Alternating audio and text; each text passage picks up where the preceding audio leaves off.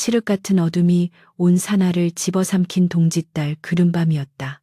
사방을 휘몰아치는 삭풍은 앙상한 나뭇가지를 흔들며 마치 귀신이 곡하는 듯한 기괴한 소리를 내질렀고, 산골짜기 외딴 오두막의 문풍지는 쉴 새 없이 파르르 떨며 주인의 고단한 잠자리를 위협하고 있었다.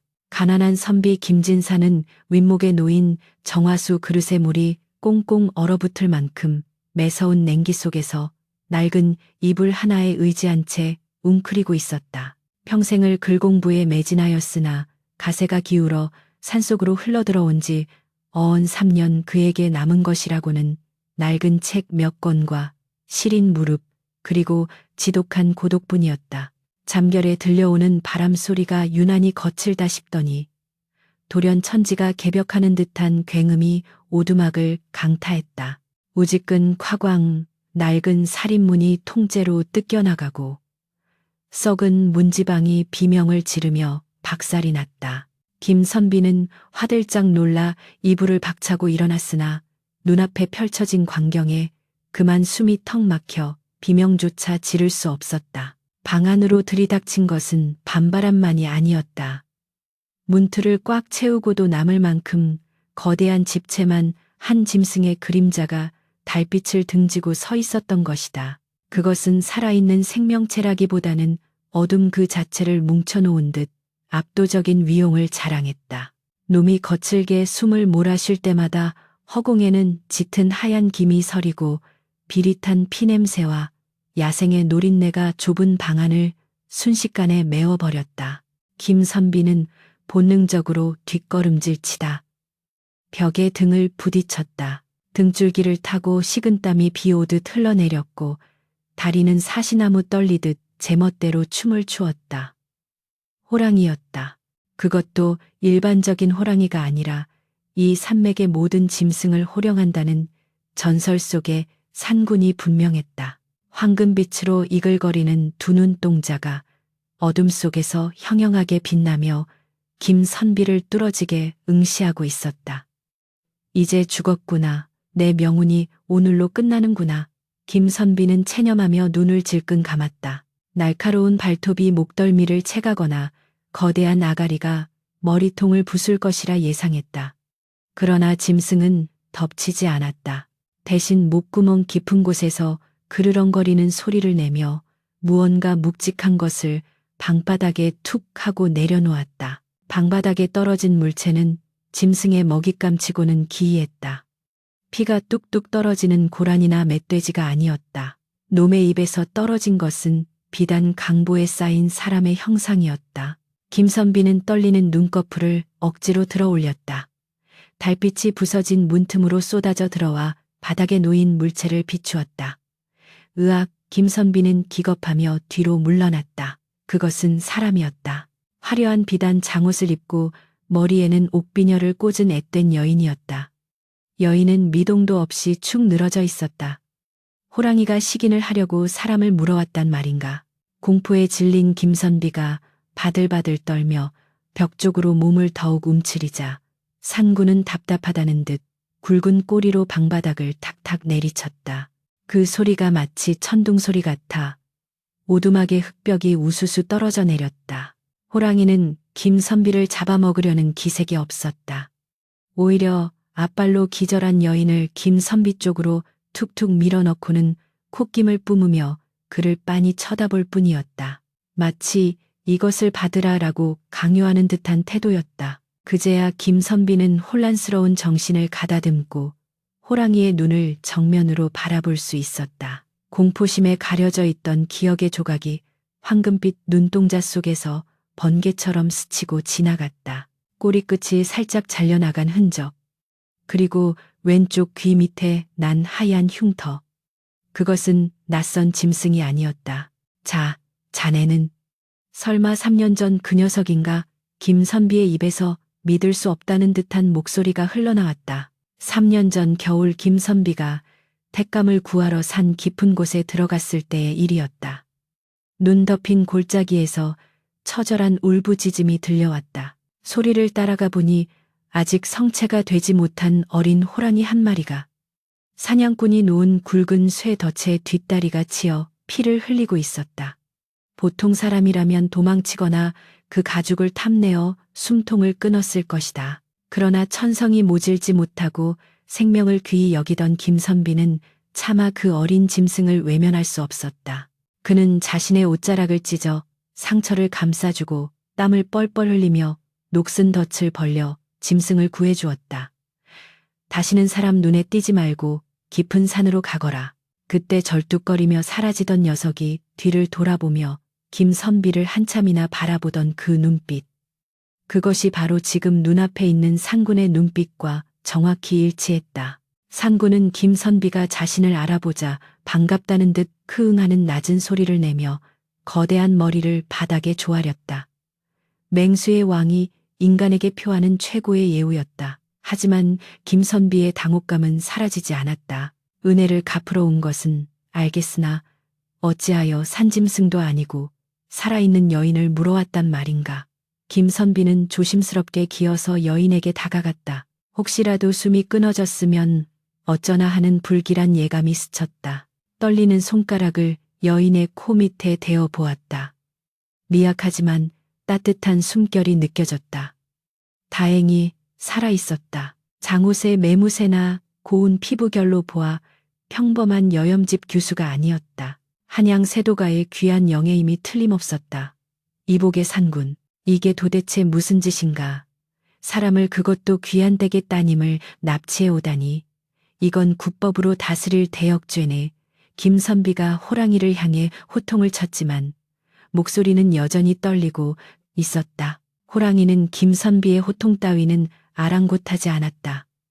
녀석은 오히려 임무를 완수했다는 듯 당당하게 고개를 쳐들더니 김선비와 여인을 번갈아 보며 묘한 표정을 지었다. 마치 내가 짝없는 자네를 위해 가장 좋은 신부감을 구해왔으니 고마워하라는 듯한 눈치였다. 김선비는 기가 막혔다. 이 영물이 3년 전에 은혜를 갚겠다고 생각한 것이 고작 보쌈이라니. 그것도 멧돼지 한 마리 잡아다 주는 것이 아니라 사람을, 그것도 반가의 규수를 납치해 짝을 지어주려 하다니. 짐승의 단순하고도 무모한 보훈 방식에 김선비는 울어야 할지 웃어야 할지 알 수 없었다. 이걸 도로 데려다 놓게 당장 김선비가 소리쳤지만 호랑이는 거대한 몸을 돌려 박살난 문 밖으로 나가는가 싶더니 아예 문 앞을 떡하니 가로막고 엎드려 버렸다. 그 거대한 등판은 마치 성벽처럼 문을 봉쇄했고 밖으로 나가는 길을 원천 차단해 버렸다. 밤바람이 뻥 뚫린 문으로 들이닥쳐 방 안에 온기를 앗아갔다. 김선비는 급한 대로 찢어진 문짝을 주워 호랑이의 등 위로 대충 걸쳐놓고 방구석에 있는 낡은 병풍을 펴서 바람을 막으려 애썼다. 그러는 사이 바닥에 쓰러져 있던 여인이 가늘게 신음을 토해냈다. 여인의 속눈썹이 파르르 떨리더니 천천히 눈이 떠졌다. 몽롱한 눈동자가 낯선 천장과 허름한 벽지, 그리고 근심 가득한 얼굴로 자신을 내려다보는 낯선 사내를 담았다. 아직 상황 파악이 덜 된 듯 멍하니 있던 여인은 이내 자신의 처지를 깨달은 듯 눈을 크게 떴다. 그리고 시선이 문 쪽으로 향했을 때 문을 가로막고 있는 거대한 호랑이의 얼룩무늬 등 가죽을 보고는 비명을 지르며 다시 혼절하고 말았다. 낭자 정신 차리시오. 김선비는 황급히 여인의 어깨를 흔들었지만 여인은 축 늘어진 채 깨어날 줄 몰랐다. 김선비는 난감함에 머리를 쥐어뜯었다. 밖에는 흉포한 맹수가 지키고 있고 안에는 기절한 양반집 규수가 누워있다. 날이 밝으면 마을 사람들이나 관아에서 사라진 여인을 찾기 위해 혈안이 될 터였다. 만약 누군가가 이 광경을 본다면 가난한 선비가 호랑이를 부려 여인을 납치해 욕보이려 했다고 오해하기 십상이었다. 이는 꼼짝없이 능지처참을 당할 일이었다. 산구나 산구나, 네가 나를 살리려 온 것이냐, 죽이려 온 것이냐. 김선비는 탄식하며 윗목에 놓인 냉수를 들이켰다. 차가운 물이 식도를 타고 내려가며 정신을 번쩍 들게 했지만 심장의 고동은 멈출 줄 몰랐다. 호랑이는 문 밖에서 간간히 크르릉 하는 소리를 내며 자신이 여전히 거기 있음을, 그리고 두 사람을 지키고 있음을 혹은 감시하고 있음을 알렸다. 달빛이 기울고 있었다. 김선비는 기절한 여인을 자신의 얇은 이불로 덮어주고 자신은 냉골 바닥에 무릎을 꿇고 앉았다. 여인의 얼굴은 달빛을 받아 창백하게 빛났는데 그 미모가 실로 경국지색이라 할 만했다. 숨많은 눈썹과 오뚝한 코앵두 같은 입술은 그림 속에서나 보던 선녀의 모습이었다. 평생 여인의 손목 한 번 잡아보지 못한 숙맥인 김선비의 가슴이 요동치기 시작했다. 두려움 속에서도 기묘한 설렘이 피어오르는 것을 부정할 수 없었다. 하지만 그는 곧바로 고개를 세차게 저으며 잡념을 떨쳐냈다. 선비로서 어찌 삿된 마음을 품으랴. 이 여인을 무사히 집으로 돌려보내는 것만이 내가 살 길이고 도리다.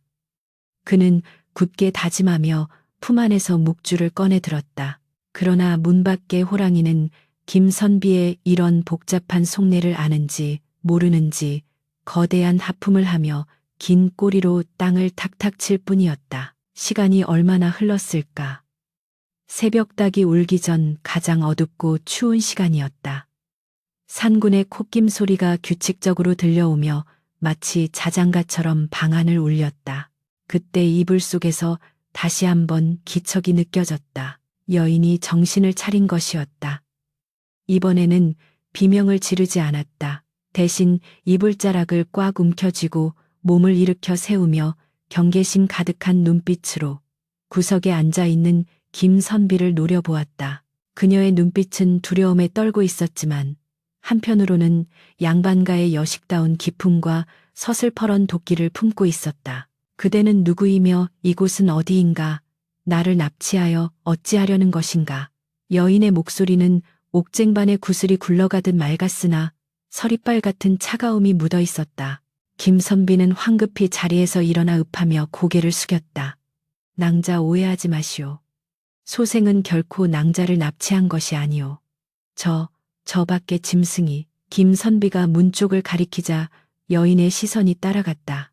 문틈 사이로 호랑이가 고개를 쑥 들이밀었다. 황금빛 눈동자가 두 사람을 번갈아 보더니 마치 이제야 둘 다 깨어났군이라고 말하는 듯 입꼬리를 말아 올리며 희죽 웃는 형상을 했다. 그 기괴하고도 압도적인 모습에 여인은 숨을 들이켰으나 이번에는 기절하지 않았다. 다만 입술을 깨물며 사시나무 떨듯 떨 뿐이었다. 호랑이가 나를 물어왔단 말인가. 여인의 물음에 김선비는 깊은 한숨을 내쉬며 고개를 끄덕였다. 그러하오. 믿기지 않겠지만 저 짐승이 소생에게 은혜를 갚는답시고 낭자를 이곳으로 모셔온 듯하오. 기가 막힌 상황에 두 남녀 사이에는 무거운 침묵이 흘렀다. 밖에서는 삭풍이 다시금 몰아치기 시작했고 찢어진 창호지 틈으로 들어온 눈발이 방바닥에 하얗게 쌓여갔다. 호랑이는 아이의 문턱에 턱을 괴고 두 사람을 감상하듯 지켜보고 있었다. 도망칠 수도 쫓아낼 수도 없는 기막힌 동거가 시작된 것이다. 이 밤이 지나고 날이 밝으면 닥쳐올 거대한 파란을 예고하듯 먼 산에서 늑대들의 울음소리가 구슬프게 메아리쳤다. 적막이 감도는 오두막 한두 남녀의 숨소리만이 위태롭게 교차하고 있었다. 찢어진 문풍지 사이로 스며든 달빛이 방안을 가로지르며 서로 다른 곳을 응시하는 김진사와 류소저의 얼굴에 음영을 드리웠다. 김선비는 무릎을 꿇은 자세 그대로 굳어 있었고 류소저는 이불을 끌어당겨 어깨를 감싼 채 벽에 기대어 가쁜 숨을 몰아쉬고 있었다. 그들 사이를 가로막고 있는 것은 눈에 보이지 않는 유교의 엄격한 법도였고 그 너머 문지방에는 현실의 공포인 거대한 범이 떡하니 버티고 있었다. 상구는 마치 자신의 임무가 두 사람을 한 방에 가두어 두는 것이라는 듯 앞발을 턱 밑에 괴고는 가끔 꼬리를 살랑거리며 그들을 감시했다. 녀석의 콧김이 뿜어져 나올 때마다 문짝이 덜컹거렸고 그 소리는 팽팽하게 당겨진 두 사람의 신경줄을 튕기는 듯했다. 김선비는 마른 침을 삼켰다. 목구멍이 타들어가듯 건조했지만 감히 물그릇으로 손을 뻗을 엄두조차 나지 않았다. 이 상황이 꿈인지 생시인지 분간하려 허벅지를 꼬집어 보았으나 날카로운 통증만이 현실임을 일깨워줄 뿐이었다. 류소저의 눈동자는 수치심과 공포로 젖어 있었다. 한양 북촌에서 콧대 높기로 유명한 류대감댁의 금지옥엽 외동딸인 그녀가 이름 모를 산속 오두막에서 외간 남자와 단둘이 밤을 보내게 될 줄이야. 이는 가문의 수치이자 여인으로서의 정절이 훼손되는 일이었다. 그녀의 시선이 저고리 고름에 매달린 붉은색 놀이개로 향했다. 그 끝에는 은장도가 매달려 있었다. 어머니가 시집갈 때 주시며 여인의 정조는 목숨보다 중한 것이라 당부하셨던 그 물건이었다. 소저의 손이 부들부들 떨리며 은장도 손잡이를 움켜쥐었다. 이대로 날이 밝아 사람들에게 발견된다면 아버님 얼굴에 먹칠을 하고 가문은 웃음거리가 될 것이다. 차라리 깨끗하게 이 목숨을 끊어 명예를 지키리라. 그녀의 결심은 단호했다. 파르르 떨리는 손으로 칼집에서 은장도를 뽑아들자 서늘한 칼날이 달빛을 받아 섬뜩한 빛을 뿜어냈다. 낭자 지금 무슨 짓이오? 김선비가 기겁하며 소리쳤다. 그가 본능적으로 몸을 날려 류소저의 손목을 낚아채지 않았다면 예리한 칼날은 이미 그녀의 고운 목덜미를 파고들었을 것이다. 이거 놓으시오. 내 몸에 손대지 마시오. 류소저가 비명을 지르며 반항했다. 남녀가 유별하거늘 외간 남자의 손이 자신의 살갗에 닿았다는 사실에 그녀는 더욱 격렬하게 몸부림쳤다. 그러나 김선비의 소나귀 힘은 절박함에서 나온 것이라 쉽게 뿌리칠 수 없었다. 두 사람은 좁은 방 안에서 엉겨붙어 실랑이를 벌였다. 엎치락 뒤치락하는 과정에서 류소저의 머리채가 풀어지고 옷고름이 헝클어졌으나 김선비는 오직 칼을 뺏어야 한다는 일념 하나로 그녀의 손목을 비틀어 칼을 떨어뜨리게 했다. 챙그랑 은장도가 방바닥을 굴러 구석으로 처박혔다. 죽는 것이 그리 쉽소. 목숨이 하찮소.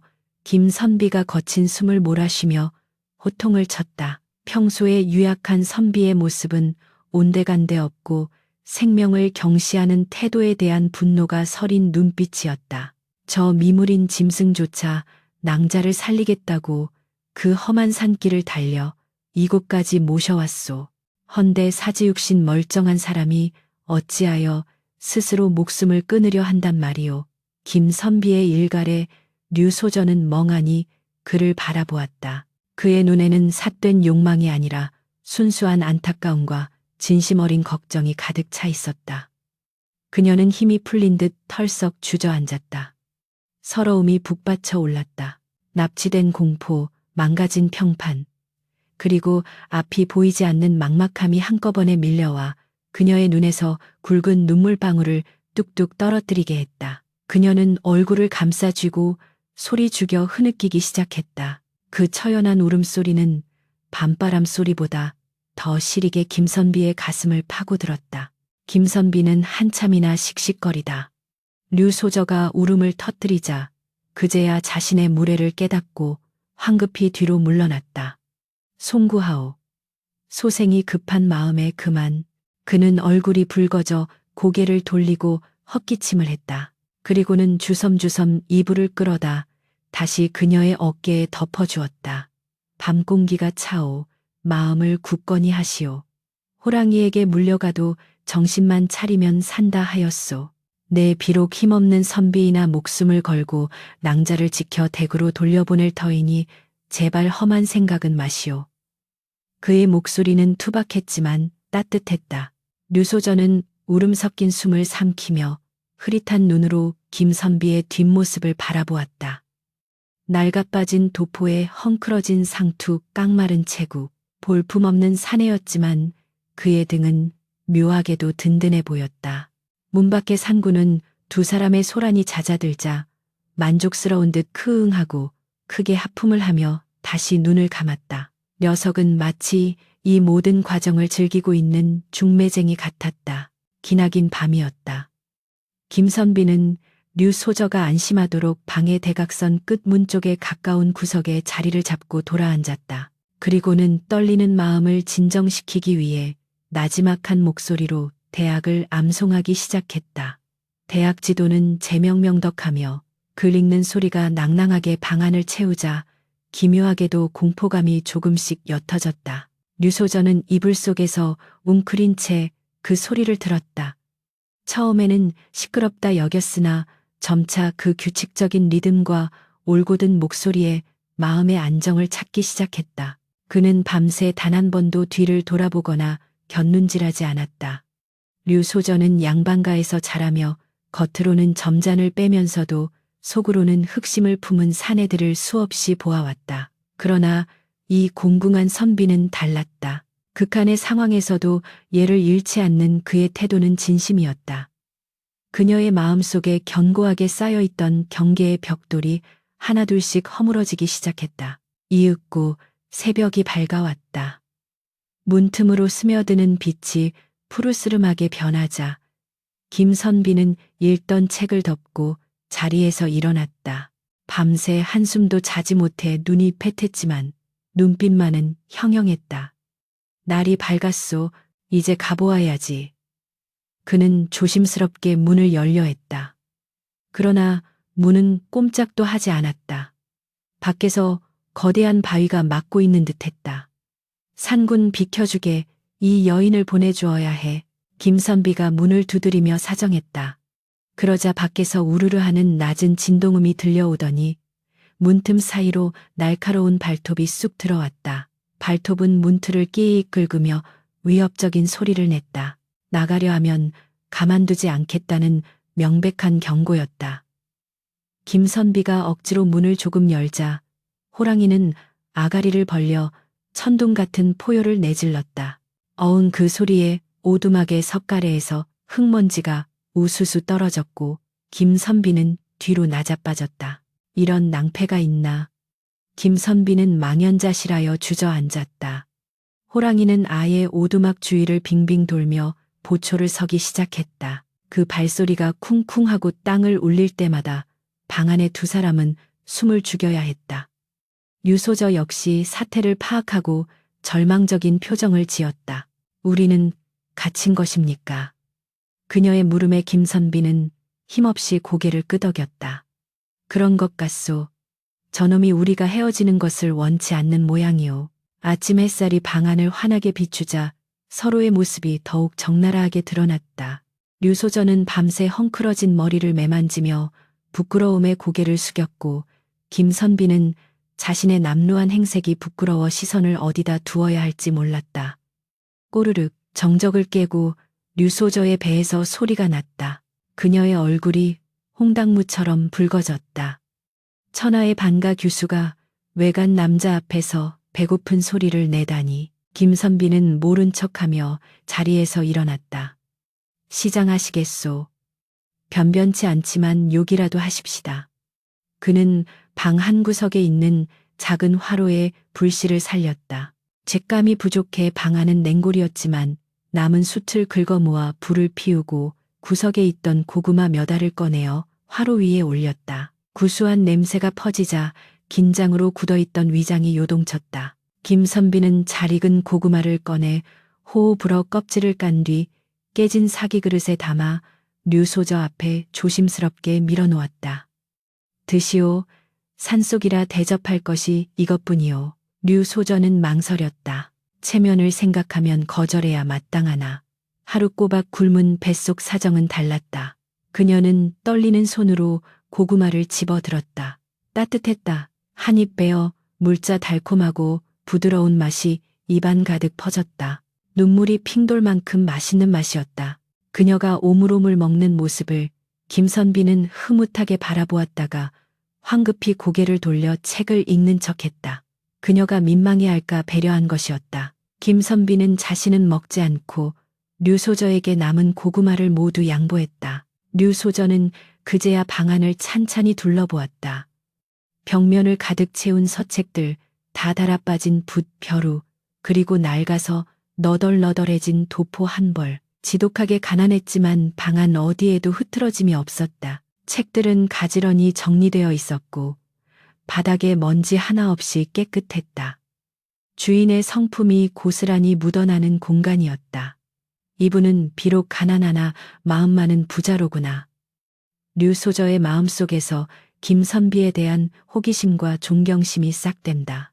그녀는 고구마를 다 먹고 나서 조심스럽게 입을 열었다. 고맙습니다. 선비님, 저는 한양류 대감댁의 여식류 은수라고 합니다. 처음으로 밝힌 이름이었다. 김선비는 책을 내려놓고 정중하게 읍했다. 소생은 김명아라고 하오. 누추한 곳에서 귀한 분을 고생시켜 면목이 없소. 두 사람 사이에 처음으로 따스한 기류가 흘렀다. 통성명을 하고 나니 한결 마음이 놓였다. 밖에서는 여전히 호랑이가 거친 숨을 몰아쉬며 오두막을 지키고 있었지만 방 안의 공기는 더 이상 공포로만 가득 차 있지 않았다. 오히려 폭설에 고립된 산장처럼 세상과 단절된 둘만의 공간이라는 묘한 유대감이 형성되고 있었다. 그때였다. 밖에서 투둑하는 소리와 함께 무언가가 마당에 떨어지는 소리가 들렸다. 김선비가 조심스레 문틈으로 내다보니 호랑이가 어디서 잡아왔는지 큼지막한 조마리를 마당에 던져놓고 혀를 날름거리고 있었다. 그리고는 방문을 향해 앞발짓을 했다. 먹어라는 뜻이었다. 김선비는 실소가 터져나왔다. 저놈이 우리를 사육하려나 보오. 김선비의 말에 류소저도 참지 못하고 풋하고 웃음을 터뜨렸다. 그 미소는 마치 눈 덮인 매화가지에 꽃봉오리가 터지듯 화사했다. 김선비는 그 모습에 잠시 넋을 잃었다. 심장이 쿵쿵 뛰었다. 하지만 이내 정신을 차리고 엄숙한 표정을 지었다. 웃을 일이 아니오. 류대감 댁이라면 지금쯤 난리가 났을 것이오. 관아의 포졸들이 산을 뒤질 텐데 그의 걱정은 현실이었다. 산 아래 마을에서는 이미 류대감의 불호령이 떨어져 관군과 포수들이 횃불을 들고 집결하고 있었다. 내 딸을 찾아내라.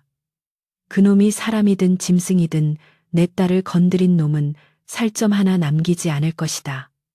류대감의 서슬퍼런 분노가 산을 타고 올라오고 있었다. 오후가 되자 햇살이 길게 늘어졌다. 좁은 방 안에서 두 사람은 많은 이야기를 나누지는 않았으나 침묵 속에서도 서로를 이해해가고 있었다. 류소저는 김선비가 낡은 옷을 기워 입은 자국을 보며 그의 검소함을 느꼈고 김선비는 류소저가 불편한 잠자리와 허기에도 불평 한마디 없이 견디는 것을 보며 그녀의 강인함을 보았다. 해가 뉘엿뉘엿 넘어가며 방 안이 다시 어두워질 무렵 류소저가 조심스럽게 말을 꺼냈다. 선비님, 만약 우리가 여기서 살아서 나간다면 이 은혜는 결코 잊지 않겠습니다. 김선비는 쓸쓸하게 웃었다. 살아서 나간들 그녀의 앞길에 흠집이 생기는 것은 막을 수 없을 터였다. 하지만 그는 내색하지 않았다. 반드시 무사히 돌아가실 것이오. 저 상군도 뜻이 있어 이러는 것일 테니. 밤이 다시 찾아왔다. 두 번째 밤이었다. 첫날 밤의 공포와 경계심은 사라지고 그 자리에는 서로에 대한 연민과 애틋함이 자리 잡았다. 밖에서는 추격대의 횃불이 반딧불이처럼 산중턱을 오르내리고 있었지만 깊은 골짜기에 숨겨진 오두막까지는 아직 거리가 있었다. 호랑이는 어둠 속에서 두 눈을 부라리며 산 아래를 주시하고 있었다. 녀석은 알고 있었다. 곧 피비린내 나는 싸움이 시작될 것임을. 그리고 그 싸움이 이 두 사람의 운명을 결정지을 것임을. 김선비는 윗목에 놓인 정화수를 갈아놓고 두 손을 모아 빌었다. 제발 이 여인만은 다치지 않게 해달라고. 류소저 역시 마음속으로 기도했다.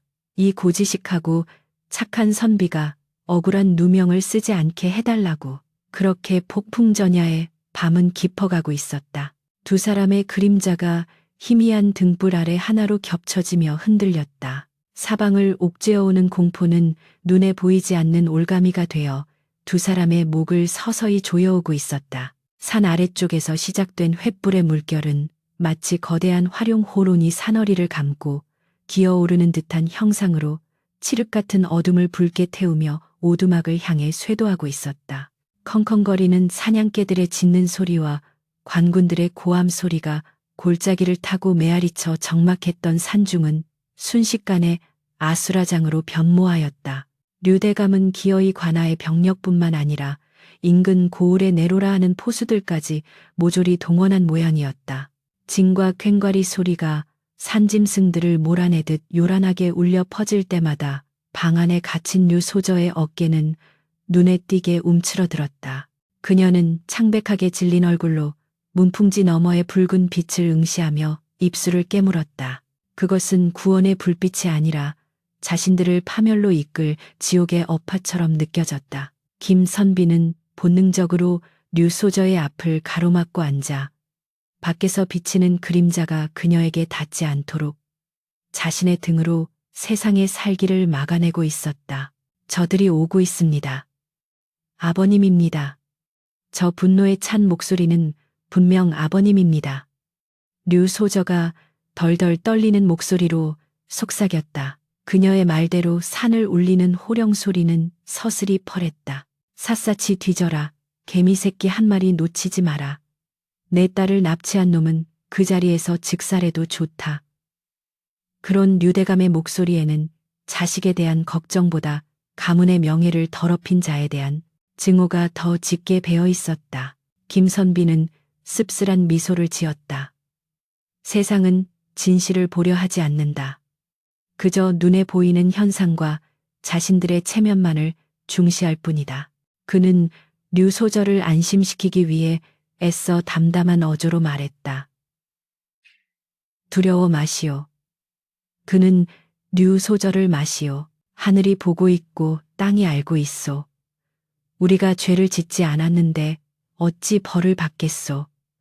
그리고 저 밖에는 산군이 버티고 있지 않소. 김선비의 말에 류소저는 고개를 들어 그의 눈을 바라보았다. 극한의 상황에서도 흔들리지 않는 그의 눈빛은 기이할 정도로 맑고 깊었다. 그 눈동자 속에 비친 자신의 모습은 더 이상 겁에 질린 규수가 아니라 운명에 맞서는 한 여인으로 비치고 있었다. 오두막 밖의 상황은 일촉즉발이었다. 산고는 숲속의 제왕답게 인간들이 좁혀오는 포위망을 예민하게 감지하고 있었다. 녀석은 오두막 문 앞을 떠나지 않으면서도 귀를 쫑긋거리며 바람에 실려오는 화약 냄새와 쇠붙이 소리를 분석했다. 포수들이 총구를 겨누고 사냥개들이 냄새를 맡으며 다가오는 방향을 정확히 꿰뚫어 본 산고는 돌연 낮은 자세로 엎드리더니 복식 호흡을 하듯 배를 크게 부풀렸다. 그리고는 산천 초목이 벌벌 떨만한 거대한 포효를 내질렀다. 어흥, 그 소리는 단순한 짐승의 울음이 아니었다. 마치 산신령이 노하여 천둥을 내리꽂는 듯 골짜기의 바위들이 진동하고 나뭇가지에 쌓인 눈 더미가 우수수 쏟아져 내릴 정도의 위력이었다. 상군의 포효는 의도적으로 오두막 반대편 능선을 향해 쏘아졌다. 소리의 파장은 엉뚱한 곳에서 메아리쳤고 산을 오르던 추격되는 순간 혼비백산하여 발을 멈추었다. 저쪽이다. 저쪽 골짜기에서 소리가 났다. 포수 대장의 외침에 횃불의 물결이 오두막이 아닌 반대편 능선으로 급격히 방향을 틀었다. 영물인 산군이 인간들을 기만하여 시간을 벌어준 것이었다. 추격대가 잠시 멀어지자 방 안에는 다시금 무거운 침묵이 감돌았다. 죽음의 그림자가 잠시 물러간 자리에는 두 사람의 거칠어진 숨소리와 서로를 향한 애틋한 시선만이 남았다. 김선비는 식은땀으로 젖은 류소저의 이마를 보며 조심스럽게 소매 끝으로 닦아주려다 멈칫했다. 남녀 유별의 도리가 그의 손을 붙잡은 것이다. 하지만 류소저는 피하지 않았다. 오히려 그녀가 먼저 손을 뻗어 허공에 멈춘 김선비의 소매자락을 살며시 쥐었다. 그 작은 손짓은 천마디 말보다 더 큰 울림으로 김선비의 심장을 강타했다. 선비님, 저는 한양의 고래등 같은 기와집에서 비단 옷을 입고 산의 진미를 먹으며 살았습니다.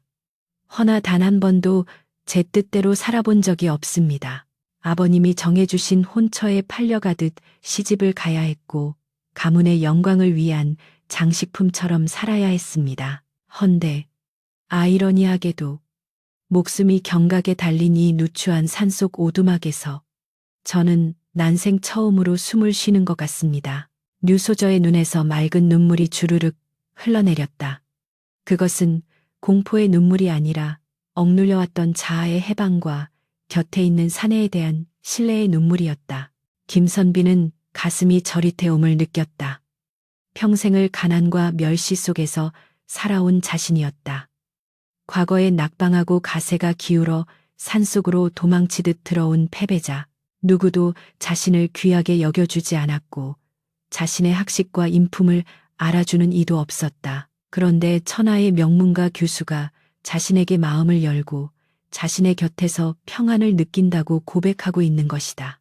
그는 떨리는 손으로 그녀의 손등을 조심스럽게 감싸 쥐었다. 거칠고 투박한 손과 희고 고운 손이 맞닿은 순간 두 사람 사이에는 신분과 격식을 뛰어넘는 뜨거운 전류가 흘렀다.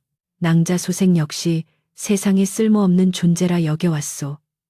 허나 하늘이 나를 살려두고 이 산속에 처박아둔 이유를 이제야 알 것 같소. 바로 오늘 낭자를 지키기 위함이 아니겠소. 내 목숨이 붙어있는 한 결코 저들이 낭자를 함부로 대하게 두지 않을 것이오.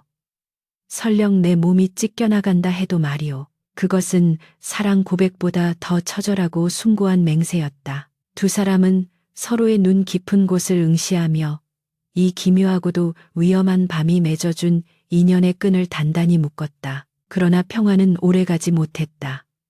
산군의 유인체계소가 반대편 능선을 뒤지던 추격대가 호랑이의 발자국이 끊긴 것을 발견하고 다시 오두막 쪽으로 방향을 선회한 것이다. 이번에는 더욱 빠르고 더욱 살기등등한 기세였다. 이놈의 짐승이 우리를 놀리는구나. 발자국이 없다. 냄새는 저 아래 오두막 쪽에서 난다. 노련한 사냥꾼의 외침이 들려왔다. 산군도 당황한 기색이 역력했다. 녀석은 오두막 주위를 빙빙 돌며 크르릉 거친 소리를 내더니 문을 향해 머리를 들이받으며 어서 나오라는 신호를 보냈다. 더 이상 이곳은 안전하지 않다는 뜻이었다. 하지만 나갈 곳이 없었다. 밖은 이미 수십 명의 관군과 포수들이 포위망을 좁혀오고 있었고 횃불의 불빛이 대나처럼 오두막 마당을 비추기 시작했다. 거기 누구냐? 인기척이 있다. 선발대의 고함 소리가 바로 지척에서 들렸다. 김선비는 벌떡 일어났다. 그리고 벽에 걸려있던 낡은 지팡이를 움켜쥐었다.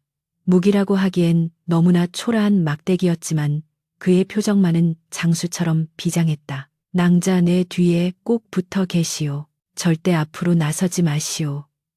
그는 류소절을 방구석 병풍 뒤로 숨겼다. 문풍지가 찢어질 듯 바람이 불어닥치고 마침내 쾅하는 소리와 함께 닫혀있던 방문이 거칠게 열렸다. 들이닥친 것은 산군이 아니었다. 시퍼런 칼날을 번뜩이는 관군들이었다. 이놈 내놈이 감히 대감마님의 따님을 납치한 그 흉악범이냐. 관군들은 앞뒤 가릴 것 없이 김선비의 멱살을 잡고 밖으로 끌어냈다. 김선비는 저항하려 했으나 며칠을 굶은 허약한 몸으로 건장한 군졸들을 당해낼 재간이 없었다. 그는 짐짝처럼 마당으로 내동댕이 쳐졌다. 아니오, 이 사람은 죄가 없소. 나를 구해주신 분이요. 병풍 뒤에 숨어있던 류소저가 뛰쳐나와 외쳤다. 그녀의 등장에 관군들은 잠시 주춤했다. 실종되었던 귀한 아가씨가 웬 꾀죄죄한 사내의 방에서 나오는 광경은 그들에게도 충격이었던 것이다. 하지만 곧이어 도착한 류 대감의 눈에는 딸의 호소가 들리지 않았다. 그의 눈에는 오직 낯선 사내와 한 방에 있었다는 사실, 그리고 그로 인해 실추된 가문의 명예만이 보일 뿐이었다. 류 대감은 딸을 향해 달려가기보다 넘어져 있는 김선비를 향해 손가락질하며 고래고래 소리를 질렀다. 저놈을 당장 포박하라. 감히 양반집 규수를 유인하여 욕보인 대역죄인이다. 내 딸을 홀려 가문을 망신시킨 놈. 내 손으로 능지처참을 할 것이다.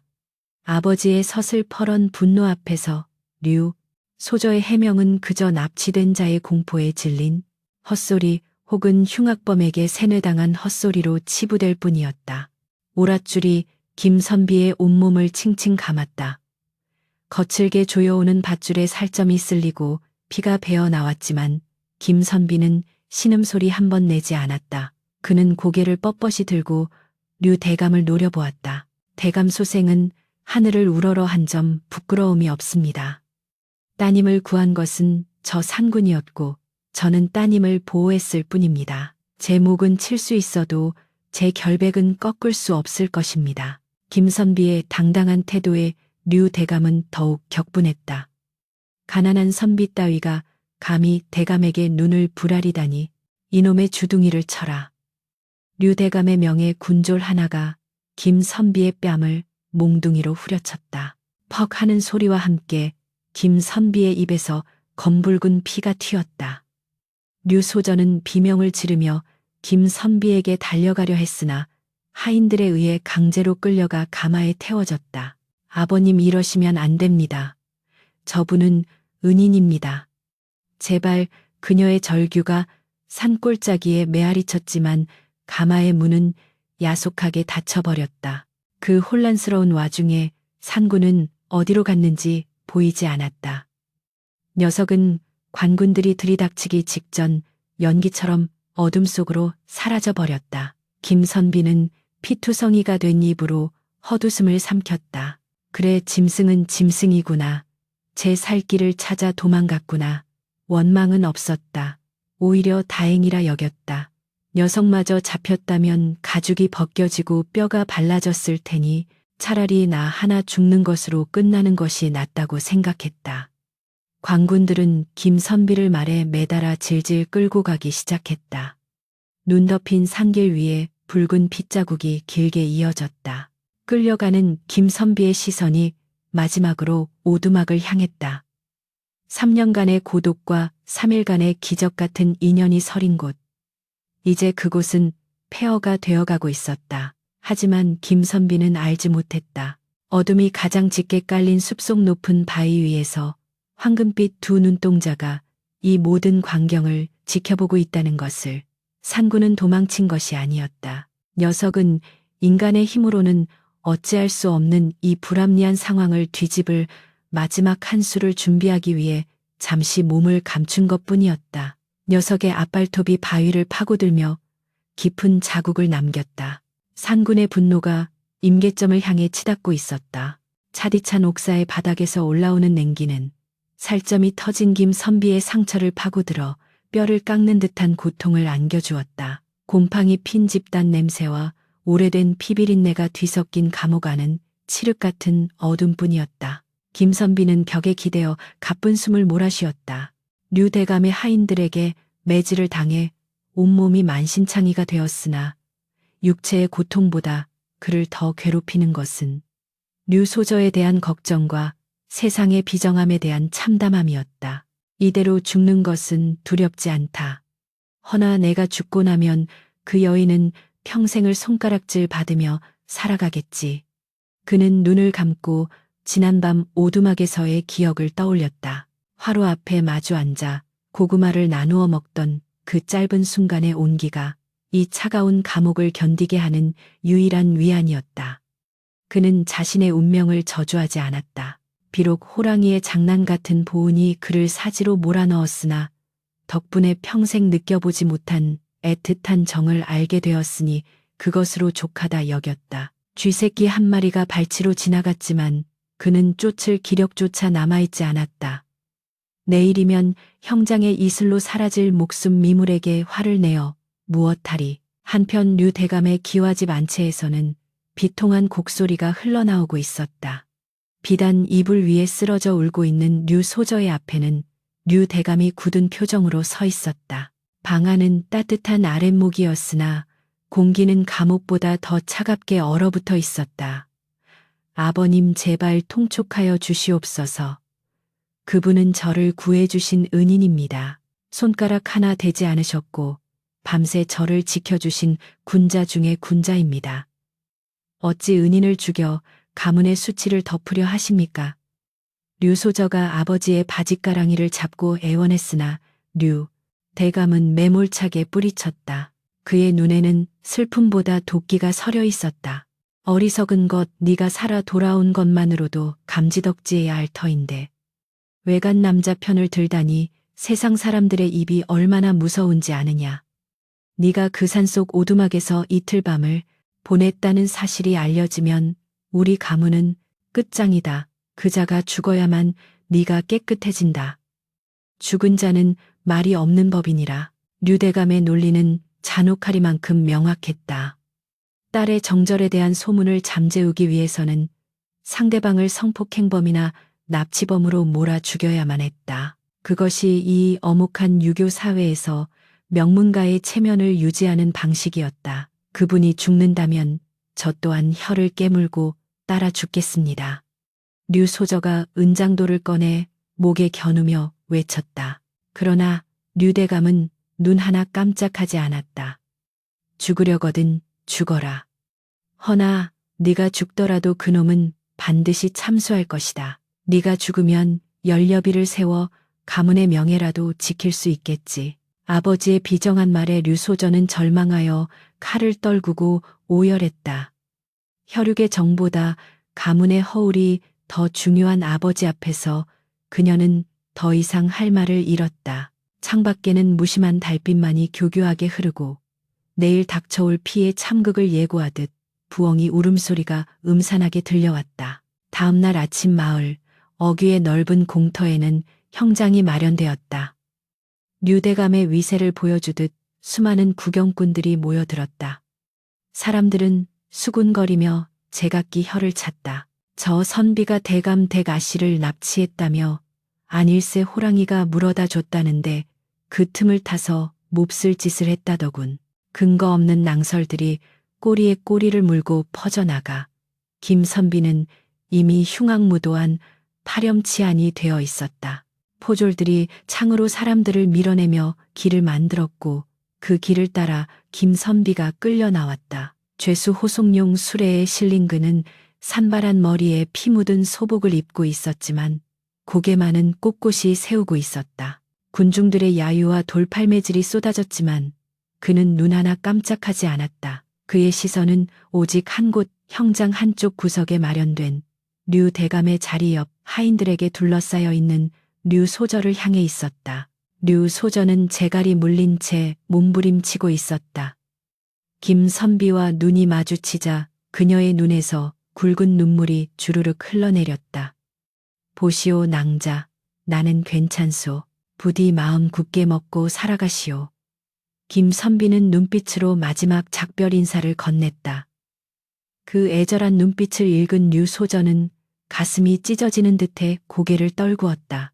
형 집행관이 판결문을 낭독했다. 죄인 김명아는 양반가의 규수를 납치 감금하여 강제로 욕보이려 하였으며 가문의 명예를 훼손한 죄가 막중함으로 참수형에 처한다. 억울한 죄목이 울려 퍼질 때마다 하늘도 노했는지 말던 하늘의 먹구름이 몰려오기 시작했다. 회오리 바람이 불어 흙먼지를 일으켰고 형장에 꽂힌 깃발들이 찢어질 듯 펄럭였다. 망나니가 칼을 집어들고 춤을 추기 시작했다. 입에 머금은 물을 푹 뿜어내자 시퍼런 칼날이 번뜩이며 살기를 뿜어냈다. 집행하라. 류대감의 차가운 명령이 떨어졌다.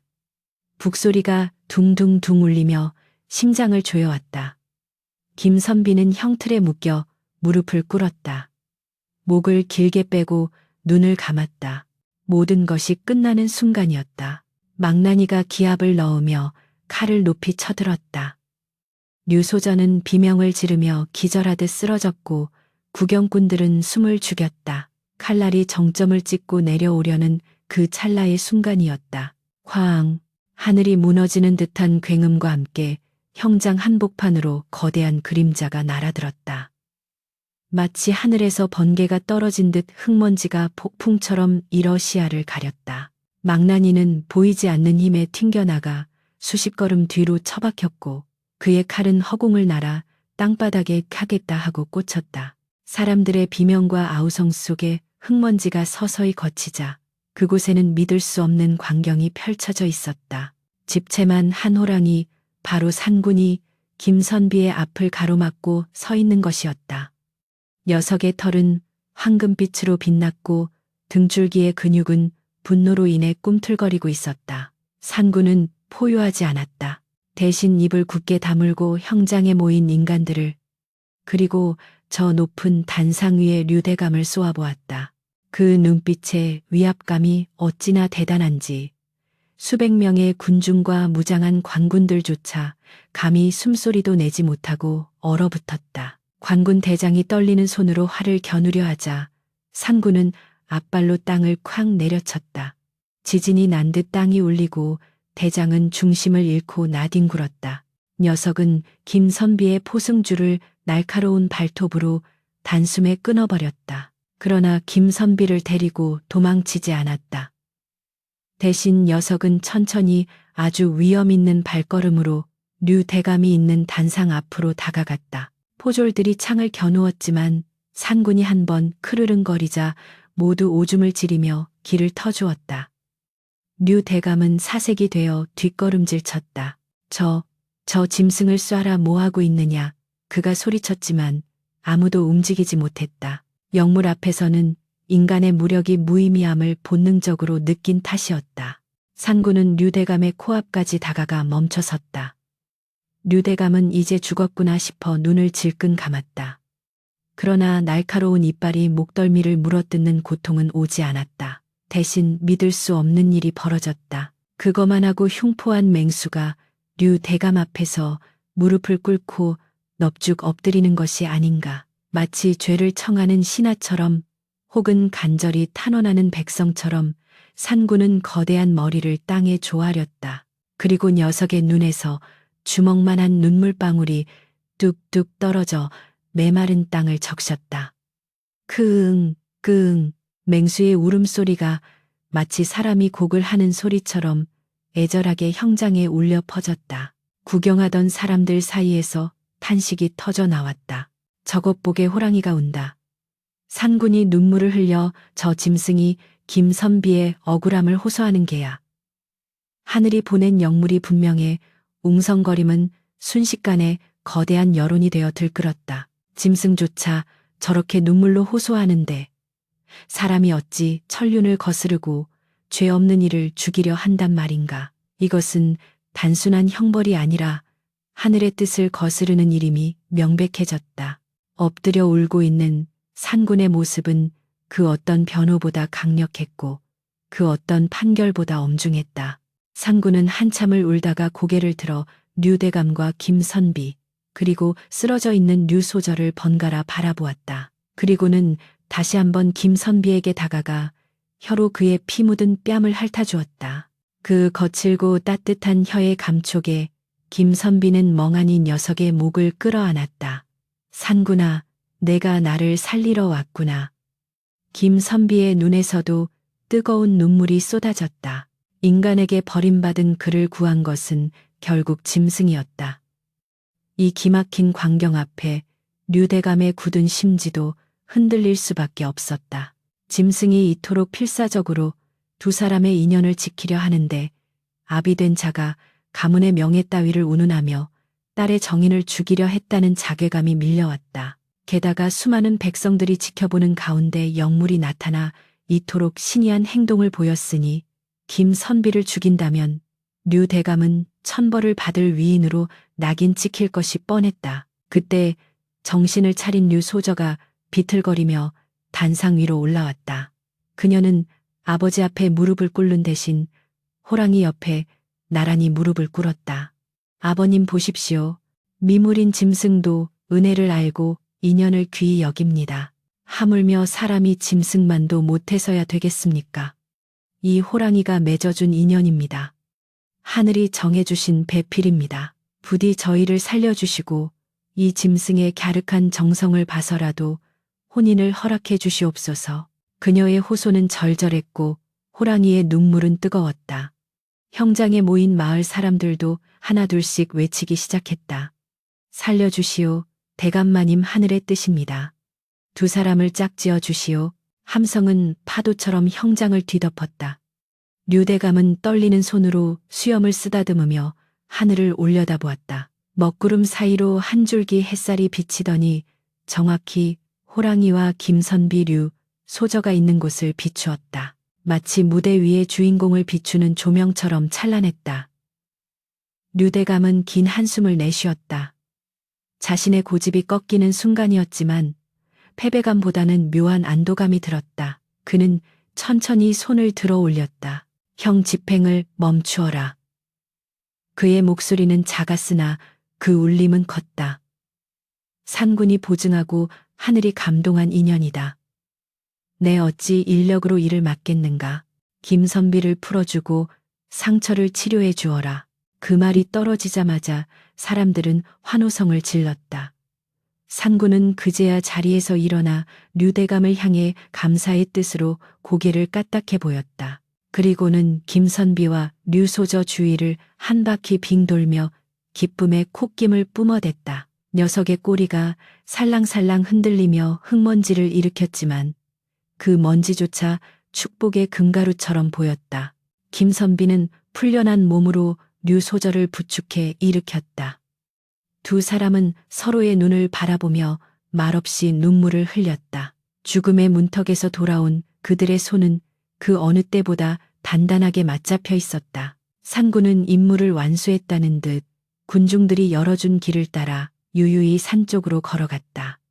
녀석이 사라지는 뒷모습은 그 어느 왕의 행차보다 위풍당당했다. 형장에는 더 이상 살기가 감돌지 않았다.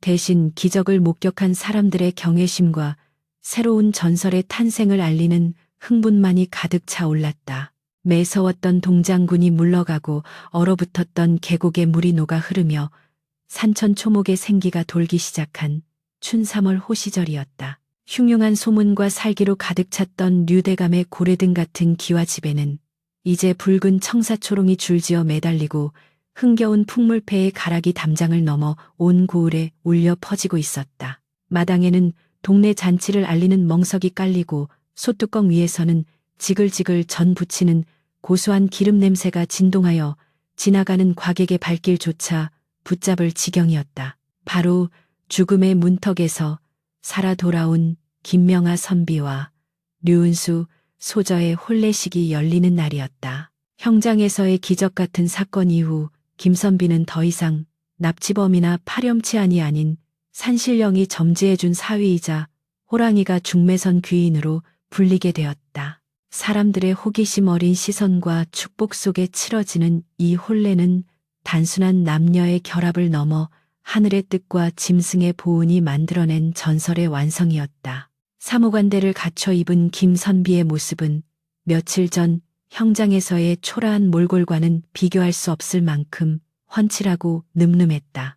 비록 비단 옷이 몸에 익지 않아 다소 어색해 보였으나 그 눈빛만은 깊고 그윽하여 학식 있는 선비의 기품이 흘러넘쳤다. 연지곤지를 찍고 화려한 화롯을 입은 류소저. 아니, 이제는 신부류 씨는 수줍게 고개를 숙이고 있었지만 족두리 아래로 살짝 보이는 입가에는 숨길 수 없는 미소가 피어오르고 있었다. 두 사람이 대례청에 마주서서 서로에게 절을 올릴 때 하객들 사이에서는 감탄사가 터져 나왔다. 저리도 고운 한 쌍을 짐승 밥으로 만들 뻔했으니 류대감이 큰 실수를 할 뻔했지. 암호랑이가 사람보다 낫다는 말이 딱 맞네 그려. 수군거리는 소리가 들려왔지만 류대감은 그저 허허 웃으며 술잔을 기울일 뿐이었다. 그의 얼굴에는 지난날의 도끼는 사라지고 딸을 시집 보내는 아비의 섭섭함과 훌륭한 사위를 얻은 안도감이 교차하고 있었다. 혼례식이 끝나고 떠들썩했던 하객들이 모두 돌아간 깊은 밤. 신방에는 은은한 화촉만이 타오르며 두 사람의 그림자를 벽에 들이우고 있었다. 김선비 아니. 이제는 신랑이 된 김진사는 떨리는 손으로 신부의 합한주 잔을 채웠다. 부인이 모든 것이 꿈만 같소. 저 차가운 산속 오두막에서 떨던 것이 엊그제 같은데 이리 따뜻한 방에서 그대와 마주 앉아 있다니. 그의 감격스러운 목소리에 은수는 눈시울을 붉히며 답했다. 서방님. 이 모든 것이 서방님의 덕망과 저 상군의 은혜 덕분입니다. 평생 서방님을 하늘처럼 섬기며 죽을 때까지 이 은혜를 갚으며 살겠습니다. 두 사람은 합판주를 나누어 마시고 서로의 손을 꼭 잡았다. 그 손길에는 뜨거운 연정뿐만 아니라 생사를 함께 넘은 전우애와 같은 깊은 신뢰가 배어 있었다. 그때였다. 창호지 문 밖에서 바스락하는 소리가 들려왔다. 바람 소리라기에는 묵직하고 사람의 발소리라기에는 너무나 조심스러운 소리였다. 김진사와 은수는 동시에 고개를 돌려 문 쪽을 바라보았다. 달빛이 비치는 창호지 위로 거대한 짐승의 그림자가 어스름하게 떠올랐다. 둥글고 큰 머리, 쫑긋한 귀. 그리고 문틀을 가득 채우는 압도적인 덩치. 상군이었다. 녀석은 신방 앞까지 내려와 엎드린 것이었다. 보통 사람들이라면 기겁을 했겠지만 두 사람은 서로를 마주보며 빙긋이 웃었다. 오셨군요. 김진사가 나지막이 중얼거렸다. 상군은 마치 자신이 맺어준 부부가 첫날 밤을 잘 보내는지 확인하러 온 시어머니처럼 혹은 든든한 호위무사처럼 문 앞에 떡하니 버티고 앉아 있었다. 그르릉 낮게 깔리는 짐승의 숨소리가 방 안으로 스며들었다. 그 소리는 더 이상 공포의 대상이 아닌 세상에서 가장 평온하고 든든한 자장가였다. 김진사가 조심스럽게 문을 열자 차가운 밤 공기와 함께 산군의 황금빛 눈동자가 두 사람을 맞이했다. 녀석은 문이 열려도 놀라지 않고 앞발에 놓인 무언가를 코로 툭툭 밀어주었다. 산삼이었다. 그것도 100년은 좋기 묵었을 법한 사람의 형상을 한 귀한 산삼 두 뿌리가 흙도 털리지 않은 채 놓여 있었다. 혼례 선물치고는 과분할 정도로 귀한 물건이었다. 이걸 우리에게 주는 것인가? 김진사가 묻자 산군은 크응하고 대답하듯 고개를 끄덕였다. 그리고는 이제 볼일 다 봤다는 듯 쿨하게 몸을 돌려 어둠 속으로 사라져갔다. 긴 꼬리가 살랑거리며 밤하늘의 별빛을 흩트렸다. 은수는 산군이 사라진 쪽을 향해 깊이 허리를 숙여 절을 했다. 고맙습니다. 산군님, 부디 오래오래 사세요. 그날 밤 두 사람의 신방은 호랑이의 기운과 산삼의 향기, 그리고 깊은 사랑으로 가득 찼다. 세월은 유수와 같이 흘렀다. 김진사는 유대감의 후원과 본인의 끊임없는 노력으로 과거에 급제하여 벼슬길에 올랐다. 그러나 그는 권세와 부귀영화를 믿는 탐관오리가 되지 않았다. 그는 항상 백성들의 억울함을 귀담아 듣고 힘없는 자들을 위해 법을 집행하는 청백리가 되어 칭송을 받았다. 사람들은 그가 판결을 내릴 때마다 호랑이 사위라 그런지 서리빨 같으면서도 따뜻하다라고 칭송했다. 은수 역시 지혜롭고 어진 아내가 되어 남편을 내조하고 슬하에 삼남 이녀를 두어 다복한 가정을 꾸렸다. 아이들은 할머니의 옛날 이야기 대신 아버지와 어머니가 겪은 호랑이 중매담을 들으며 자라났다. 아버님 정말로 호랑이가 할아버님 앞에서 울었습니까? 막내 아들이 물을 때면 김진사는 허어 웃으며 아이의 머리를 쓰다듬어 주었다. 그렇단다. 짐승도 진심을 알면 눈물을 흘리는 법이지. 그러니 너희도 항상 미물이라도 귀히 여기고 은혜를 입으면 반드시 갚아야 하느니라. 매년 첫눈이 내리는 날이면 김진사 부부는 하인들을 물리고 단둘이서 산을 올랐다. 그들이 향하는 곳은 과거 그들이 갇혀 있었던 이제는 다 허물어져 터만 남은 그 오두막이었다. 그들은 그곳에 제사상을 차렸다. 돼지머리 대신 산군이 좋아하던 생닭과 김진사가 직접 빚은 독한 술을 올렸다. 산군은 해가 갈수록 늙어갔다. 가끔 산행길에 마주친 녀석은 예전처럼 윤기 흐르는 황금색 털이 아니었다. 털은 희끗희끗해졌고 걸음걸이도 느릿해졌으며 이빨도 많이 빠져 있었다.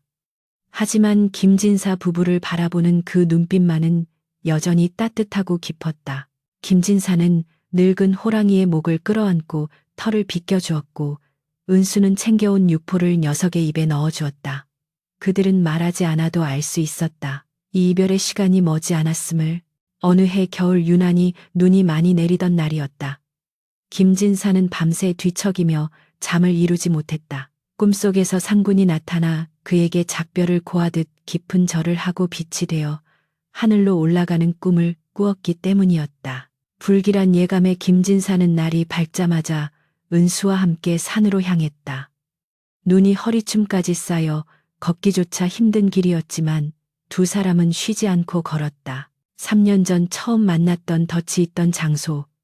오두막 터바 위를 다 뒤졌지만 상군은 보이지 않았다.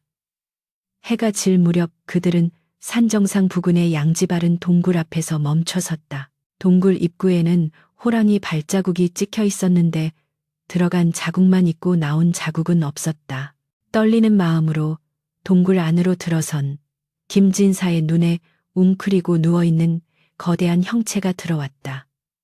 상군이었다.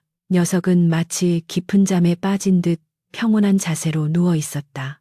김진사가 다가가 손을 대어 보았으나 이미 녀석의 몸은 싸늘하게 식어 있었다. 상군아. 김진사는 털썩 주저앉아 녀석의 차가운 머리를 무릎에 올리고 통곡했다. 은수 역시 녀석의 등 가죽을 부여잡고 오열했다. 산맥을 호령하던 왕이 자신들의 생명의 은인이자 중매쟁이였던 영물이 자연의 섭리에 따라 조용히 생을 마감한 것이었다. 녀석의 표정은 고통스러워 보이지 않았다. 오히려 할 일을 다하고 떠나는 자의 홀가분함이 느껴졌다. 김진사와 은수는 상군을 그 동굴 안에 고이 묻어주었다. 흙을 덮고 돌을 쌓아 무덤을 만들고 그 앞에 묘비를 세웠다. 비석에는 의로운 상군 여기 잠들다라는 글귀를 새겼다. 그들은 날이 어두워질 때까지 무덤 곁을 지키며 녀석과 함께했던 기이하고도 아름다웠던 인연을 추억했다. 산 아래로 내려오는 길, 김진사는 은수의 손을 잡으며 말했다. 부인 짐승은 죽어서 가죽을 남기고 사람은 죽어서 이름을 남긴다 하였소. 허나 우리 상군은 가죽보다 더 귀한 예의를 남기고 가꾸려. 내 남은 생애 동안 이 가르침을 잊지 않고 후세에도 널리 전하리다. 그 후로도 김진사 댁에서는 매년 상군의 기일이 되면 성대하게 제사를 지냈다. 이 제사는 대대로 이어져 김진사의 자손들은 물론 마을 사람들까지 함께 참여하는 지역의 큰 행사가 되었다. 마을 사람들은 상군이 묻힌 산을 호명산, 훈양산이라 부르며 신성시했고 산에 들어가더라도 함부로 나무를 베거나 짐승을 죽이지 않았다. 세월이 흘러 김진사와 은수도 천수를 누리고 세상을 떠났지만 그들의 이야기는 전설이 되어 입에서 입으로 전해졌다. 사랑방에 모인 노인들은 긴 담뱃대에 불을 붙이며 아이들에게 이 이야기를 들려주곤 했다. 옛날 옛적의 사람보다 더 사람 같은 호랑이가 살았단다. 은혜를 갚을 줄 알고 사랑을 이어줄 줄 아는 그런 영물이 있었지. 요즘 세상의 형제끼리도 재물 때문에 다투고 자식이 부모를 모른 채 하는 일이 비일비재한데 그 짐승만도 못한 인간들이 꼭 들어야 할 이야기지. 이야기를 듣던 아이들의 눈망울이 호롱불 아래서 초롱초롱 빛났다. 창밖에는 여전히 바람이 불고 있었지만 방 안은 훈훈한 온기로 가득했다. 마치 먼 옛날 눈 덮인 오두막에서 김선비와 류소절을 지켜주던 상군의 따뜻한 콧김처럼 그 의로운 전설은 영원히 사람들의 가슴 속에 살아 숨쉬고 있었다. 인과응보의 이치와 생명을 귀히 여기는 마음, 그것이야말로 삭막한 세상을 살아가는 우리에게 호랑이가 남겨준 진정한 유산이 아닐까.